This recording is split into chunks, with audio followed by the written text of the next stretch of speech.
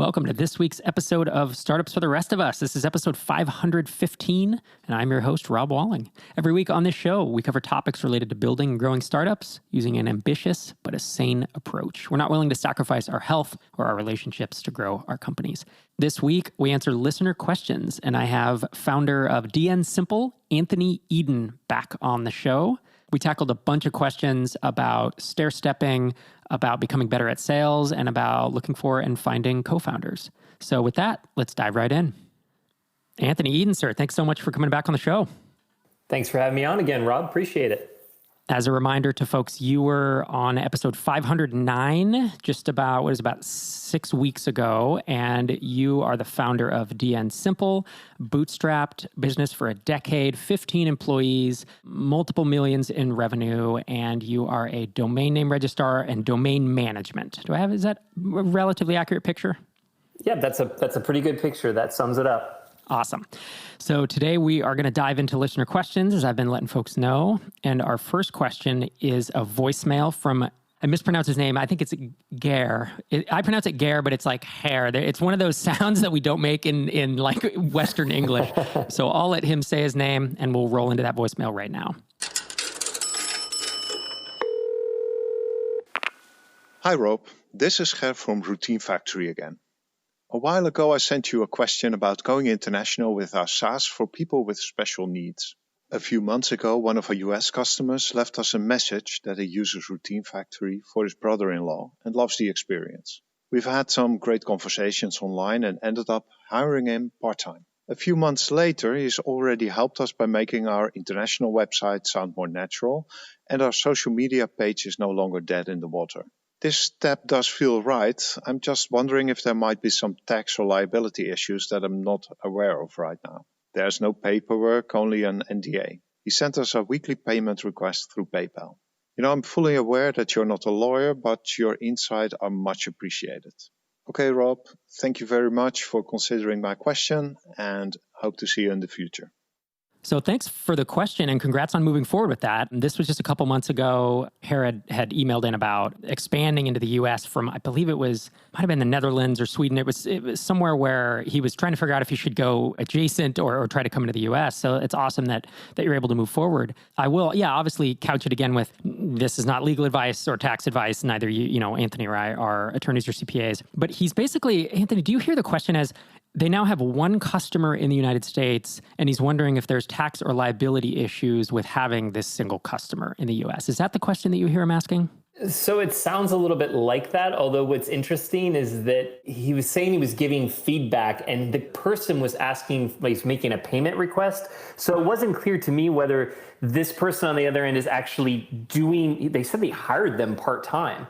So in fact, it is somebody who's working on the product with them a little bit, providing feedback, maybe actually doing some work for them.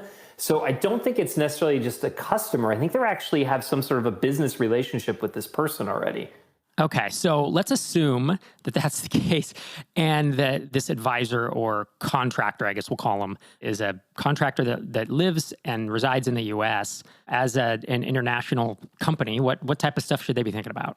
So the biggest thing that you have to start looking at, of course, is you have to consider your local laws and how those are impacted by the foreign laws from wherever this person lives. And so, for example, one of the big ones that my attorney generally talks a lot about is intellectual property.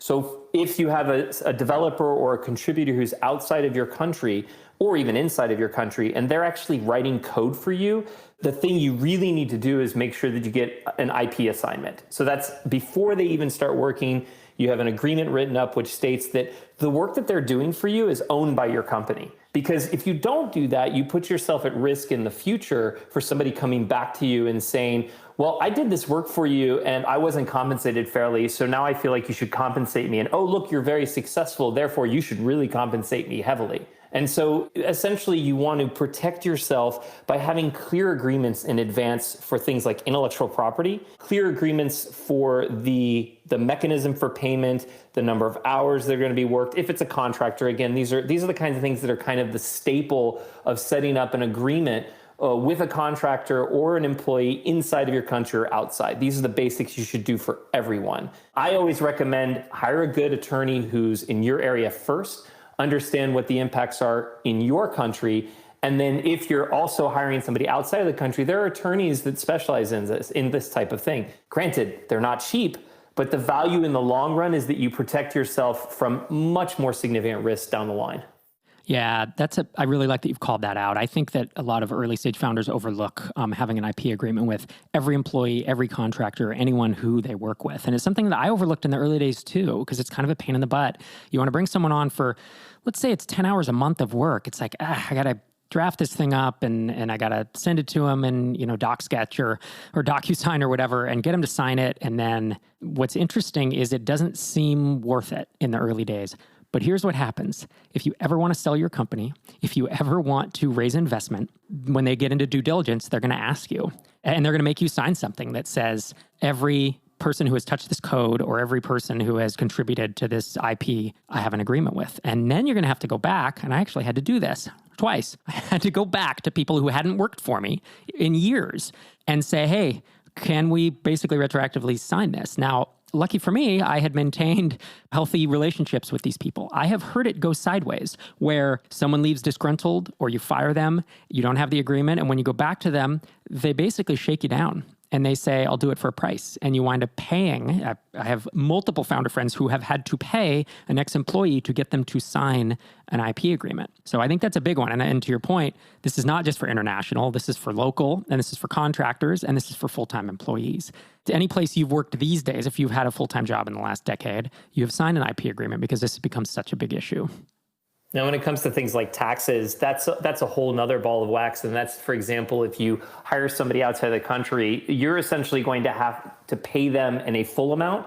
And they're going to be the ones that are going to have to ensure that they report their taxes properly, regardless of how they're structured, whether it's an independent contractor or if they have a small company that they operate under. No matter what, essentially the foreign entity has to basically do their own taxes. And again, this should be spelled out clearly in any agreement that you have that essentially you're paying them and they're responsible to comply with all their local tax regulations, all of their local laws and things like that. Yeah. And I mean, the general advice that I hear and see is, if at all possible, don't have international employees, hire them as contractors. Now, there are laws around that, right? I mean, that's the ideal thing, but there are laws. So you do have to adhere, you have to adhere to those laws. But in general, the startups and the remote companies that I see working, they basically, if someone lives in another country, they hire them as a contractor, or they hire their company, as you were saying, as a contractor. And there's that agreement that spells that out pretty clearly. I will say that in the U.S., so if I'm a U.S. entity and I have a contractor working in Europe or Asia or just any country outside, there is this form that the IRS, I say, makes you or encourages you, wants you to fill out, called the W-8BEN, that you're supposed to, it's almost kind of, you're basically reporting on your international contractors. And you're saying, it's this person and this is their name and this is where they live and this is how much I paid them last year. Or that, I don't remember if it's this how much I paid them or I'm going to pay them or whatever. I don't know if other countries do that. It seems like a typical kind of U.S. IRS thing. Yeah, we've done that. We've had to do the same type of things for each one of our contractors outside the U.S. And I think it's a very good idea to ensure that you have that documentation in place if you're a U.S. entity. And then in your local country, you have to figure out, okay, what is the tax reporting requirements for any entity outside of your country who you're paying and who's doing work for you. Yeah, these are always hard questions. And to be honest, most founders I talk to, either they're doing it as best they can. Some ignore it just altogether, and they just figure they're small enough to fly under the radar. Others do the best they can. And then there's others who are super, super type A about it, and they hire all the lawyers and they hired all the CPAs, and they know that they're dialed in. And it really, I do think it comes back to kind of risk tolerance and how much you want to walk the line and how far you're willing to push it. Because I do think there's a lot here. And kind of like with GDPR or one of these other big regulations, if you live in the US, how much do you invest in being exactly letter of the law with GDPR? In a perfect world, you would do everything and dot every I and cross every T. Most small startup bootstrap in the US are not actually doing that, right? They're kind of doing as much as they need to feel like they can say, hey, I'm compliant. and really, not much more than that. So. And I can understand that, but and then you have to ask yourself, at what point does you said risk, right? At what point does not doing this present a greater risk and cost in the long run than doing so? And sure, when you're a single person and you're just starting and you maybe have a few customers, okay, maybe it doesn't make sense. But then maybe you should consider, okay, I'm not going to hire somebody who's outside of my country because the risk is significant enough, and I can find somebody in my country who can do a similar job.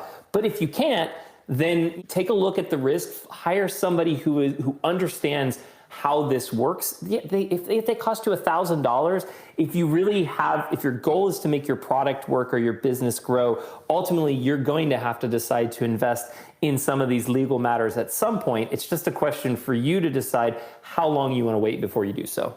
So thanks for the question, Harry. I hope that was helpful. Next question is from David. He says, hey, Rob, love the podcast. Really appreciate the work you do. I believe I have a very interesting SaaS product that I'm really interested in pursuing, but this is the very first business I'd be building, and I'm concerned that I'm biting off more than I can chew. I'm currently employed full-time and have taught myself how to program. I don't feel confident that I have the technical skills to build something of this size. I have 2 kids and a mortgage, so I'm not looking to take really big risks financially. This is a project I'm interested in and wanted to put the time and effort into, but I'm not sure how best to tackle it. I would be willing to consider a partner. Any thoughts? And the subject line is when stair-stepping is not feasible. Anthony, what are your thoughts on this? Well, I mean, the first thing that I get struck by is I haven't heard anything yet that says stair-stepping isn't feasible. So in fact, I mean, just because you want to jump to a SaaS, which is kind of one of the harder businesses develop, doesn't mean that the option isn't there to stair-step your way to it. So for example, you might have things around your SaaS that are informational that you could start with by creating a product around that. So in other words, you don't have to have the full SaaS. You might be able to create something simple that says, here's kind of these ideas around this SaaS I build, and for $15, I'll explain to you how it would work with the tools that you have today. In a lot of ways, a SaaS is taking some concept that is kind of manual today, or maybe lots of different manual or semi-automated processes, and putting it together into something that works very smoothly for individuals and businesses who don't want to take all this time to kind of put everything together themselves. But it doesn't mean there aren't opportunities to stair step. So just taking the subject apart, my feeling is look closely and see, are there other ways to get there, especially if you're risk adverse? I mean, I understand that when I was first starting DN Simple, I had triplets. Well, at the time, I think that they were maybe 6 or maybe 7, something like that. And I had a 1-year-old. And so I was right there with you. And the approach that I took, being a technical founder, I was able to work on a lot of it myself, but I still avoided jumping into a complete risk by working with a company that had hired me to do other work. And then I carved off the things that were DN Simple in our contract, which allowed me to work on both things at the same time. That was nice because it reduced the risk somewhat, but at the same time gave me the opportunity to focus on developing DN Simple. So there are ways to do it where you don't have to jump into it feet first and like stop the work that you're doing with your business and take all this financial risk. There are ways to do that. But really, without more information on what the product is, without understanding what your background is, how the two are connected, it's really tough for me to say that you cannot stair step to it. Yeah, I felt the same way when I read that. I think creating information around it, I think starting a productized service around it, I think building some kind of audience around it, whether it's through a podcast or a blog or however you want to do it. There are ways to do work that doesn't carry a bunch of risk and kind of test the market a bit. I think the big question, there's a couple in my mind. Number one, how can you validate this idea without writing any code? Again, without knowing the idea, it's hard, but is this hey, I'm going to build a landing page, send some traffic to type of thing? Is this, I need to send 100 cold emails a week and start having conversations with HR managers or construction firm managers or whatever space that's in to find out if this is even worth doing? How can you get in conversations with people who would be potential buyers in order to validate or invalidate your hypothesis? Because all you have right now is an idea and a hypothesis. And writing code doesn't actually solve that, or it won't disprove or prove your hypothesis for 6, 12, 18 months. How can you prove or disprove it in the next 90 days? Is there a way to build so you can validate it with conversations? And of course, that doesn't get you to 100%, but maybe that gets you to, right now you're at 10 or 20% based on gut feel. Can conversations get you to 50 or 60% thinking, oh, this is pretty good? Can you build an MVP then as the next step with Excel spreadsheets or with human automation, using VAs, or with no code movement, or with just a crappy code MVP or something that maybe gets you to 60, 70%? 75%, that you think it's going to be worthwhile. The bottom line is all of this kind of removes risk one piece at a time. It gives you a little bit of confidence, and it makes it easier for you to find a co-founder the more validation you have. Because if you go to a developer today and say, I have an idea, want to work for equity? Just developers hear that all the time. Why would they do that? But if you come and say, I have an idea, I have built a no-code prototype that I have 10 people paying $50 a month for, and I have a waiting list, I'm in conversation with another 50 people. Like now you have something, right? So that's what the way I would think about it is, how can you get further down this process of launching this thing into the wild and of validating it without spending the hundreds of hours to actually code the thing up? Agree with you 100%, Rob. The key of any business is the processes that you're going to end up building around it. Technology or not, those are the parts that are really interesting. And if you can wire that up with something where you're basically doing things manually in the beginning, just to verify, okay, are there customers out there? Do they see the value? How do they translate that value into actual dollars? That's priceless. And you don't need to start developing a huge entire product in order to do so. Yeah, and I do think, if it's a SaaS, stair-stepping, Anthony and I have named info products and productized consulting and building an audience as different ways to kind of stair-step in. There's also, is there a way to build a WordPress plugin version of this or a Shopify plugin version that maybe isn't SaaS, that is dipping that toe in the water and could get you, a little bit of exposure, a little bit of revenue, a little bit of experience? Because again, when I think of having 2 kids and a mortgage and trying to build and launch a SaaS on the side, when I'm not a developer who I think I can build it, it's just, there's a lot of hurdles in your way. So I'd encourage you to think creatively about that. I hope that's helpful for you, David. Our next question is from Andy, and his subject line is becoming better at sales. He says, hey, Rob, love the show. As an early stage SaaS founder, I'm looking to learn outside of my given skills of product design and programming. I've got a newer B2B SaaS product that I'm looking to expand to a wider audience. To do that, I realize becoming better at sales is crucial. So my question is, what can a solo founder do to increase their knowledge in the sales aspect of a business? It seems that the tactics of today are extremely different than any just a handful of years ago. Are there courses, books, mentors you would recommend? Is it more of a learn by doing type of skill? I imagine it's a combination of all those, or seeking help from someone else, but I'm curious about your take. I should note that I'm also introverted, and the art of sales sounds quite scary to me, but I know it's necessary, so I'm ready to put up or shut up. Thanks for the advice, Andy. Anthony, what do you think? Andy, I feel your pain. So I am not an introvert, but even I'm sort of afraid of the idea of trying to cold sell somebody I don't know that has no knowledge of my product, and trying to get out there and sell my product to them. It's hard. It's very hard. And frankly, I'm not sure, at least for me, it didn't work. I've tried it before. And the idea of pitching somebody who has no idea what I do or what the product does just never was really very useful for me. On the other hand, building an audience, which is something you said you want to bring it to a wider audience, that's less about like getting out there and necessarily selling, cold selling. It's more about how do you speak to that audience? How do you write for that audience? Where do they get together on the internet or in real life? And how can you become part of that community and give them the things that they need to get them into your lead pipeline, so that then they get to learn about your product because there's a genuine need there. And I think a lot of the key to sales is focusing on aligning somebody else's needs. They need something now with the fact that you have a product that fulfills that need. So the first thing I would suggest is there are books out there. There's lots of courses you can read about sales, but I would say the real thing is to talk to people. And it doesn't have to, you don't have to go pitch them. You can just talk to them and say, hey, I built this thing and I know you're in my space that, I wonder if you're interested in doing things like this. I just have conversations with them. And that's a good starting point from my point of view. And then the other thing, like I said, is figure out how you can get into communities where multiple people that might be interested in your product congregate. And ultimately, it is hard. It's very hard it takes a lot to sort of put yourself out there and sell your product. But if you really believe that what you have is going to help them, it's a lot easier to sell them at that point. Yeah, I think that's a good point. It's like, I like to think of selling as the way like Einar Volseth, my co-founder with TinySeed, says, if you're selling B2B SaaS, especially to more higher priced customers, which if you're having one-on-one conversations that you should be charging enough to make that worth your while, think of yourself as a high priced consultant who isn't charging any money, but you're actually giving people advice that is worth hundreds of dollars an hour because you are the expert in your space. If you're talking to a customer, you tend to know more about your competitors and about your own product than anyone else in the conversation as a rule. And that mindset, because I'm introverted. I don't love selling. Like, it's just not my strong suit. But that shifted a lot for me, and that these conversations are more about finding the right solution rather than forcing something on people.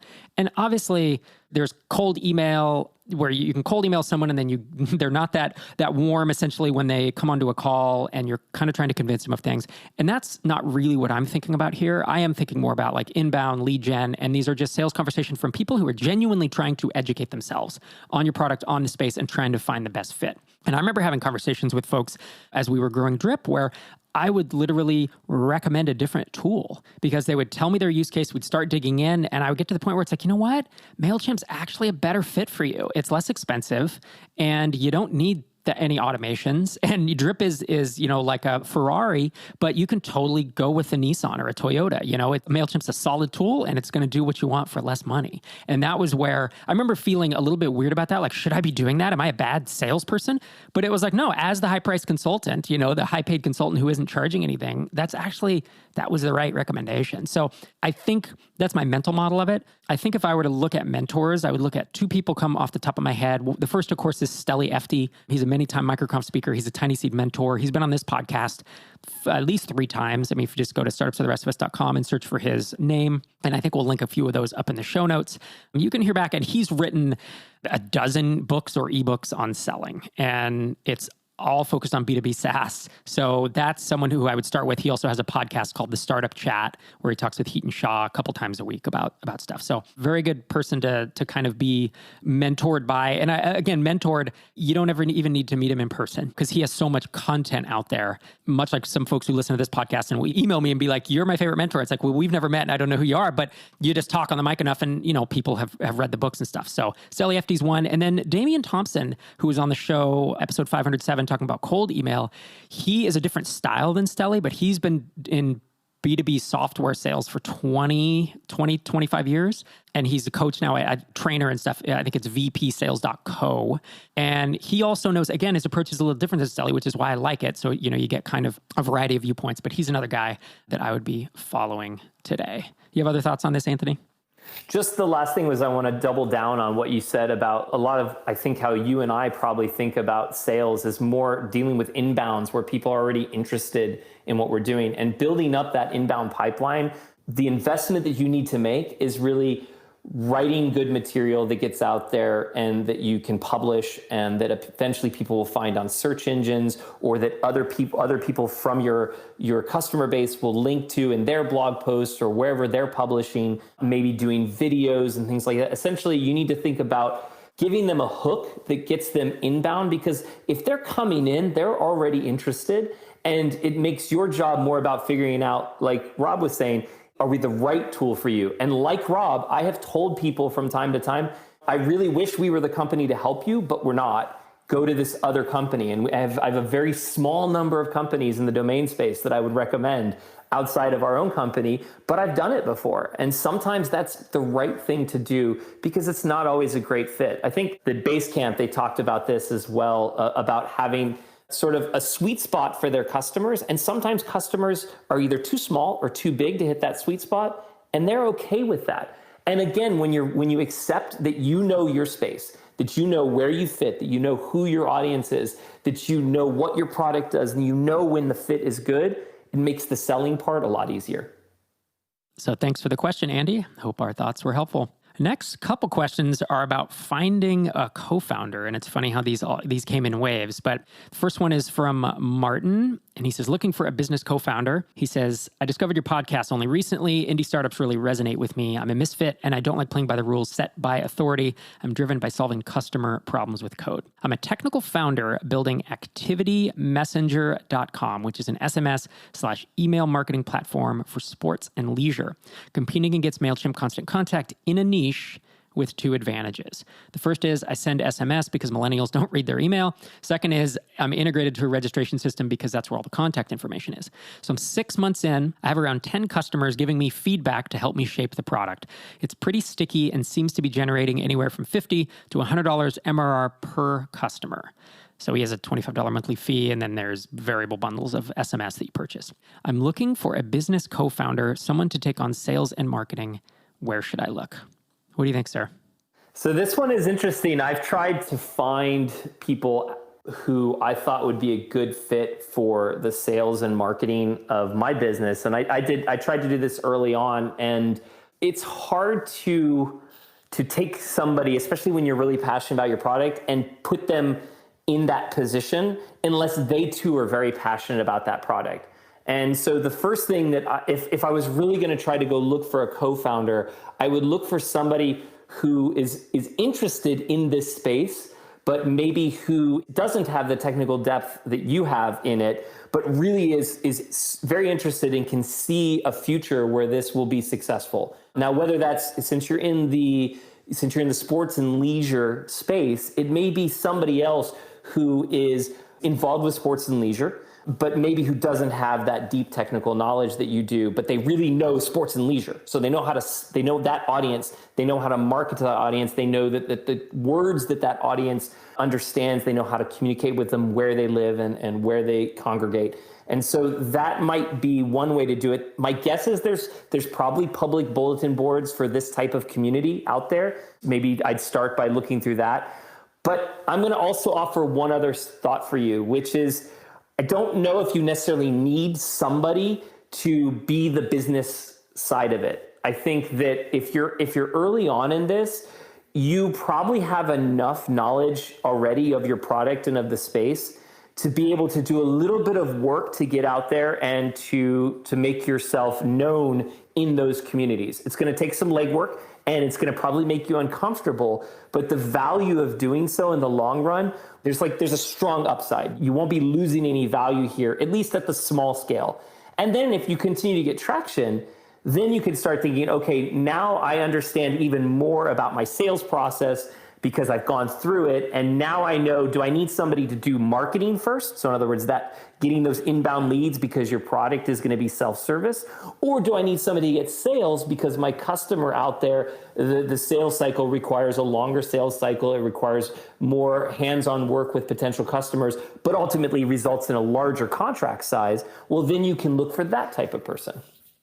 Yeah, I think that's really good advice. That's what I was going to say first off is maybe check your assumptions on whether you need a co-founder right now. And I would question that because the further along you get, the more traction you have, the better off you are to, as you said, figure out exactly what you do need. And the more traction you have, potentially the less of your company you have to give up. Oftentimes, people will complain about investors investing and taking a portion of their equity, but really the most equity you'll ever give up is to a co-founder or to your other co-founders. And so I'm not saying not to do it because of that, but I do think that you should definitely ask yourself, what exactly do I need from someone and what would that look like? To answer his actual question, I'm looking for a kind of sales/marketing co-founder. Yes, it's going to be hard to find someone good who's not already working on their own thing. But the way that I used to recommend it is to go to in-person events. Of course, that's not working right now in COVID, but that will work again in the future. So that would be, your microconf or your indie hackers meetups or whatever. I think in your case, I'm curious if there are any of your customers that on the off chance, any of the 10 people already paying you, any of them potentially have time to work on something on the side with you, or does their business, would it be complementary to them? And so strategically, they might want to team up. It's a long shot, but I would certainly think about that. Another thing I would look at is MicroConf Connect, where we have around 1,500 founders and aspiring founders talking about this type of stuff. And some people, I've seen posts in there looking for co-founders on either side, the technical or the non-technical side. So microconfconnect.com, if you get in there, you can obviously ask around and start to feel out who's there in the community. I think participating in Indie Hackers, indiehackers.com, the amazing community run by Cortland Allen, you start to see patterns and figure out who's doing what in these communities. And finally, if you're listening to this and you feel like you could potentially be the sales and marketing co-founder that Martin might be looking for, he just for data points, he's in Montreal, Canada, and it's activitymessenger.com if you want to take a look at it. You can just drop me a line at questions@startupfortherestofus.com, and I will forward along any interested parties to Martin. Not a co-founder matchmaking service, but it would be kind of fun to have a success story. I actually think we've had a few of these work out where it's either a co-founder or it's like, hey, I'm looking for a contractor to do this, and people email in and get them hooked up. So that's cool. I tell you what, finding a co-founder is that you've said it before. I think I've heard it on your podcast numerous times, which is it's like marriage. And it really is. It requires some dating in advance. It requires getting to know the person. And it's a very challenging thing. I have no doubt that anybody who's trying to find, especially like a 50-50 co-founder, that's hard work. That's hard work to find somebody you don't know and to build up that level of trust that you can actually be willing to take on such a serious endeavor with them. Yeah, I agree, man. Don't jump into this lightly. Make sure that there's vesting in place, all that kind of stuff. All right, so I hope that was helpful. Our next question is also about finding a co-founder. This one's about finding a technical co-founder. And actually, the subject line is finding the right CTO, Chief Technical Officer, and validation. And I'm going to read it as he's written it, but I would discourage you from thinking, I'm looking for a CTO, and more think, hey, I'm looking for a developer co-founder. And there's some nuance to that with the language. But it's from Nicholas, and he says, hey, Rob, huge fan of yours and really appreciate everything you've done to help out the startup community. I just graduated from college amid this pandemic, and I've been working on a mobile app startup idea with a friend. We've talked to many potential customers to validate the idea, but we haven't shown them the prototype yet. Do you think we should show each one of them our prototype and change it based on their feedback? How do we determine what we should change and what we shouldn't? Oh, there's a whole other question buried in here. I didn't realize that. Do you have thoughts on that, Anthony?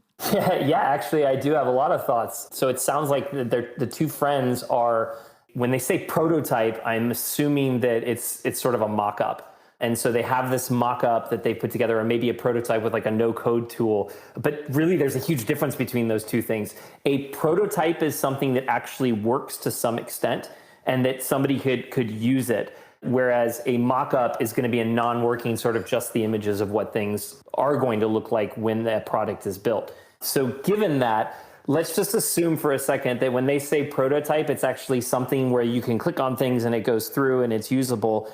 Yeah, you should absolutely be showing this prototype and getting feedback on it.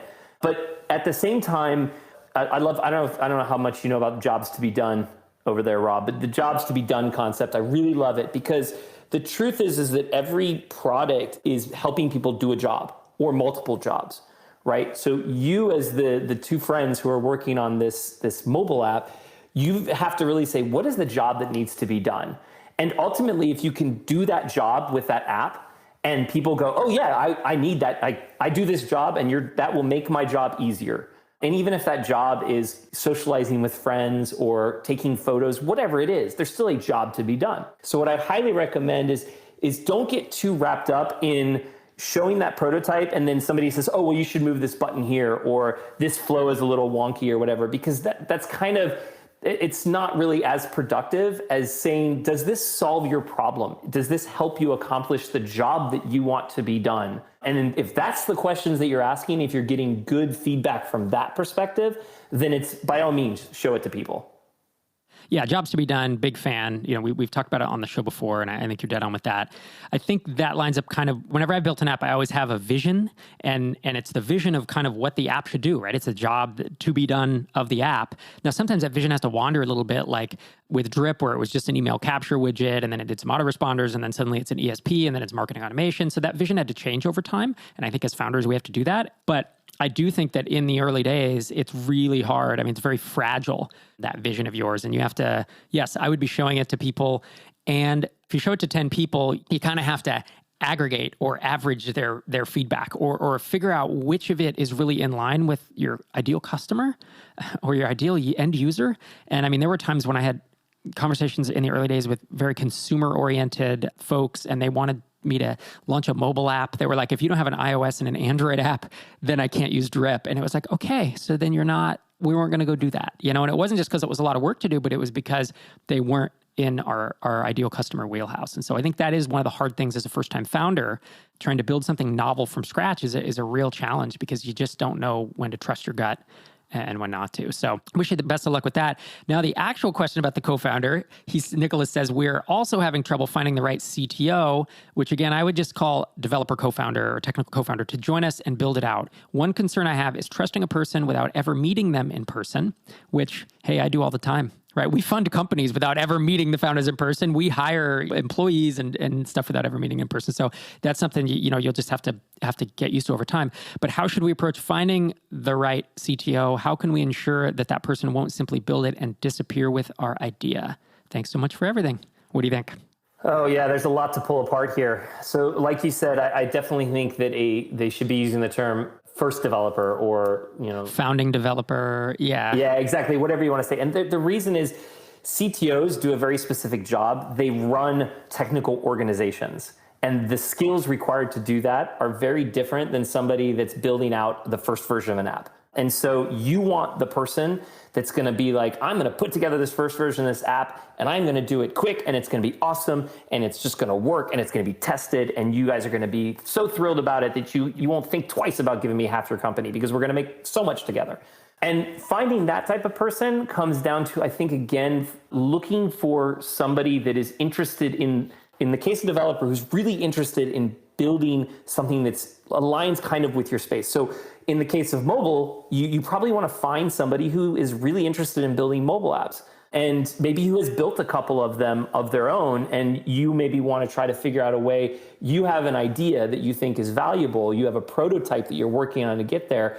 Coming to them with that and showing them how that you're going to be able to exchange this tool for money. That's the kind of incentive that you want to use to bring on a developer. And then you're going to have to pay them. So you need to be ready in some way to say, okay, whether that payment is going to be with actual exchange of cash or, payment through that means, or if it's going to be through equity or whatever it might be, you need to mentally put in your head, what are you willing to pay this person? Now, there are tons of developers out there that will work on contract. So consider also that maybe what you really need is you need somebody you need to hire an independent who can take your little prototype to a first real, minimum viable product for you. And again, if you do this, like we talked about earlier, make sure you get intellectual property assignment in place. Make sure that you are clear that you're paying them for the work that they're exchanged for. And don't necessarily go in and get that co-founder yet. It may be a little too early. Again, without knowing more, it's hard for me to tell whether you're at that stage yet, but there are plenty of options to build it out without necessarily doing that. Or if you haven't tried them yet, there are no-code tools out there that you can try. That's kind of like all the rage now. And all that stands for is essentially a way that you can put together an app or a website without having to actually write all the code behind it. And it may be good enough to get you to your first version. Yeah. I like it. I mean, I think it's a big question. If you you're right out of college, you probably don't have budget to pay somebody, but that's the ideal way to do it. It's contract to hire is how I think about it. And maybe it's contract to hire to co-founder or founding engineer, contract to hire to founding engineer, where that's the ideal path to take because then you can take this really long-term view of it. But if not, I mean, the people I know who have found technical co-founders after they already have some type of validation or they have prototypes and stuff, they do take a long time. They take months and months to vet the person, and they do try to meet them in person at least once. But if you can't in this time of COVID, spend a lot of time on Zoom talking. They do happy hours in the evening. They get to know the person on a human basis because this isn't just a work relationship. It really is, as we say often, it is as much like a marriage as most marriages are. It's a very intertwined relationship, and once you own a company with someone, there's a lot of complexity there. So in addition, I would definitely have vesting of shares such that if you say, all right, come on as co-founder or founding engineer and you get 10%, 20% of this company, they don't instantly get that so that they can walk away with the ownership, right? That it's going to vest over several years. And then, of course, you sign IP agreements and you sign all the things that the entity owns it. So that's how you keep someone. I mean, you vet someone to kind of try to ensure that they are an ethical human being, but then also you sign paperwork that says that if they do take the code and go off, that legally wouldn't be a good idea for them. So, yeah, can I just add one more thing to that? That last question: how do we ensure that person won't simply build it and disappear with our idea? If it's that easy, so if there's no moat, there's nothing that you have that's special about this, then chances are somebody already has probably built that idea. And somebody probably is out there hustling to do this. So I caution you to think that you have something that is so unique and special that it hasn't already been done or isn't being worked on. Because if you do, then there may be other paths that you want to take as well. And then I would definitely ensure that you have an attorney, that you get all the legal agreements in place, as Rob has said, and make sure that the company, the entity, owns that. That's the key, right? If you really have something that is unique and special that has a business behind, like that you're going to create a business for, then go ahead and take the steps to make that business and assign the IP to that business, including the IP of the things that you work on. That way you have this entity that this is all contained within, and it becomes a lot easier to hire, and whether that hire is contracting or bringing on a partner and doing equity, you have an entity around which you can do this. But I only suggest that you do that if you've really vetted the idea, you have customers lined up or already have customers, that you're to the point of where you have revenue coming in off of this thing. So thanks for the question, Nicholas. Hope that was helpful. One more question for today, also on finding a technical co-founder. This is from Alistair, and he says, a few years ago, I put my own money and my parents' money into getting my health and safety app developed. I'm not a developer, so to keep costs down, I designed the app myself and I got a developer to make it. Since then, I've mothballed the app, but this year COVID-19 has put my job on thin ice, and it gave me a kick in the backside to get back on it. So I got feedback from some actual customers this time instead of just going out on his own. And he said, with a few tweaks and additions to the concept, I've secured 30 customers that want to transfer from the app they currently use to mine. I've vastly improved my UX designing skills, and I'm more confident than ever in the idea. The developer built exactly what I told them the first time around, but I'm still not a developer. My question is, where do I go from here? Am I being foolish without a technical co-founder with me on this? Making the same mistake twice would really hurt, but I have customers waiting this time. I don't really know where to start with finding a co-founder, and the time spent finding one might risk losing these customers. Thanks. I'm a huge fan and dream of the day when I'm in a position to apply for Tiny Seed funding. Much love, much appreciation for what you do, and thanks again for your advice. And I was summarizing his email, but in essence, he had a developer who did some work on it earlier, and it didn't work out. And he basically feels like, he kind of wasted the money early on, so doesn't want to make that mistake twice. This feels similar to the prior two questions, where someone has done some validation and is kind of saying, I think his question is a little different. He's saying, should I find a technical co-founder, right? Yeah, he's definitely hasn't jumped to the conclusion that he must find a co-founder, which I like, actually. It sounds like, especially since he's already had enough sort of business acumen and skills to get this developed. And he has a product that he can bring customers into. So he even said he's already secured 30 customers that want to transfer from the app they currently use to mine. Awesome, do that. If you have customers and your app is going to work for them, then help them do the transfer and make them, get them starting to pay for it. And then you can start seeing, okay, now can I grow this? Are there more customers out there? And the downside, of course, to doing this, the risk that you're taking is that you validated with these 30 customers, but that's where it stops. Now, I have a feeling 30 people who are interested in something is a lot more than a lot of companies start with before going out to actually grow. So that's pretty awesome. I really think that you ought to try to run with this a little bit.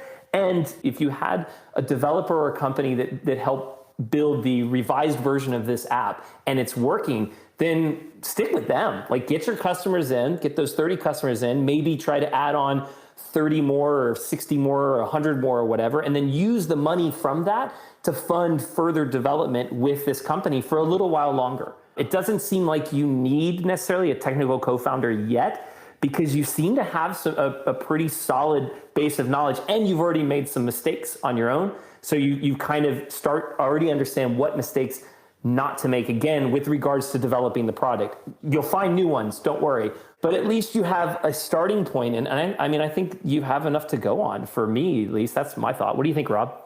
Yeah, I don't know that I have anything to add to that.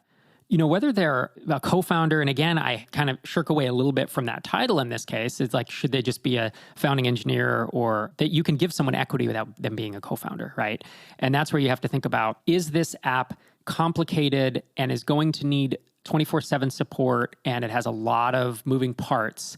and it's going to be hard to scale, and there's going to be performance stuff, and there's a lot of things moving around. I think of like an analytics app or like, Drip, which sucked in a bunch of analytics. It was just a very complicated tool. I think not having a technical co-founder would have been a real challenge there. If it is just a CRUD app where it's just create, read, update, delete, and stuff's going in and out of some database tables, I'm not so sure that you necessarily need a co-founder, but having a developer who is reliable, who maybe is getting paid a reduced rate and has 10% equity in the company that's vesting, or maybe they're paid solely in equity, in which case maybe they get a little more than that. I think you have options here. And again, based on what Anthony said, 30 people willing to switch is a lot. Like that shows me that there's some traction here and there is an appetite for this. So I would, in true early stage bootstrap founder status, like I would beg, steal, borrow, scratch and claw to kind of get those people using your app. And then you take that revenue and you build on it and you use it to find the developer or pay the developer to get the next feature built. So thanks for the question, Alistair. I hope that was helpful. Wrapping up our mostly co-founder episode.